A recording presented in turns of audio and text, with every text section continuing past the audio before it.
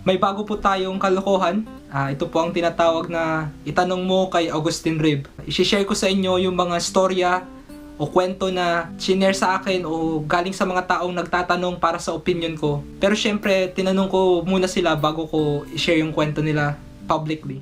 Ang first story po natin ngayon ay galing sa isang binata na itatago na lang natin sa pangalang Teddy.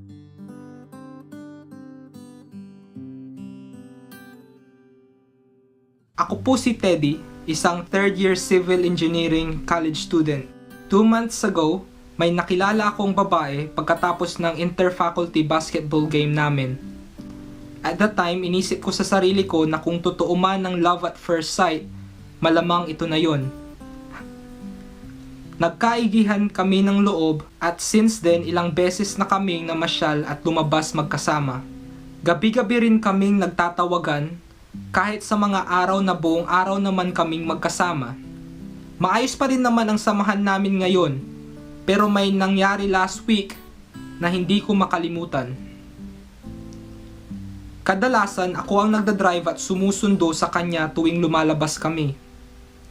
Marunong rin siyang magdrive. Kaya nung nagtanong siya kung pwede niya mang i-drive ang kotse ko, pumayag naman ako. Habang nagdadrive siya, may mamang biglang sumingit sa harapan niya na muntik niyang mabunggo. Nagulat na lang ako nung bigla niyang binuksan ang kanyang bintana at sumigaw ng mo supot.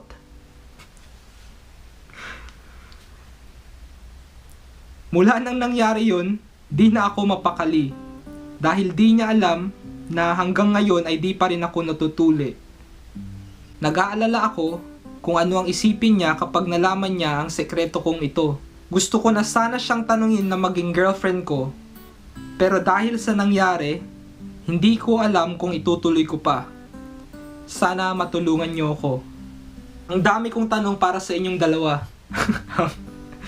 Pero real talk, according sa mga eksperto sa aspect na yan, maganda daw ang magpatuli dahil hygienic nga ito. Kaya yun lang, iiwan ko sa iyo yun. Pero di na ako makikialam sa sitwasyon mo dahil malamang may personal reason ka kung bakit hanggang ngayon hindi mo pa rin napapagawa. Sa side naman ng girlie mo, hindi ko alam kung ba't nasabi niya yung nasabi niya, pero maraming mga tao na pag nagugulat na sasabi nila yung mga bagay na hindi nila masyadong pinag-iisipan o kumbaga nakasanayan na nila, depende siguro sa lugar na kinalakihan nila o yung mga kaibigan nila, madalas nilang sabihin to. Meron rin naman akong kakilala na pag nagugulat, napapamura o yun nga, napapasigaw. Sa tingin ko merong 3 pwedeng kalabasan yan, yung situation mo. Una, pwedeng magtapat ka sa kanya tapos tanggapin ka niya dahil hindi naman talaga big deal yun. Pangalawa, magtatapat ka sa kanya pero dahil importante sa girlie mo na hygienic ang isang tao, ay pwedeng mag-comment siya na she would prefer you to get it cut.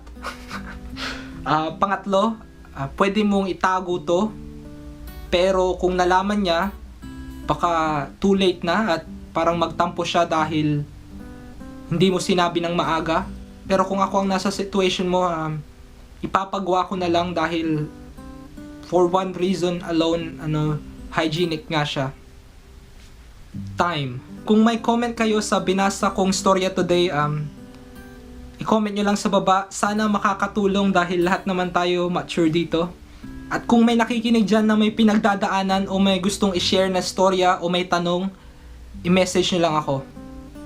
Time. Sa unang pag-alis ko nung batang musmusin pa lang, kahit batikusin o kunin ng mga banyaga, walang